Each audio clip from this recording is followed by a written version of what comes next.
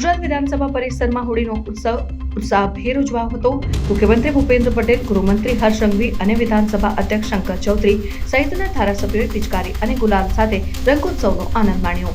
આ પ્રસંગે વિધાનસભા પરિસરમાં ખાસ રંગોત્સવનું આયોજન કરવામાં આવ્યું હતું, જ્યાં ધારાસભ્યોએ એકબીજા ઉપર અબીર ગુલાલ ઉડાડીને ઉત્સવની મજા માણી હતી।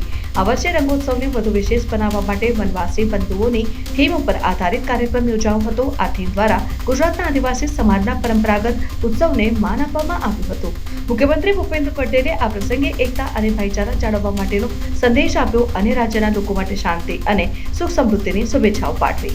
આ ઉત્સવમાં ધારાસભ્યોએ પિચકારી અને ગુલાલ સાથે હોળી રમતા જોવા મળ્યા હતા, જેનાથી સમગ્ર પરિસરમાં ઉત્સાહ અને આનંદનો માહોલ છવાયો હતો।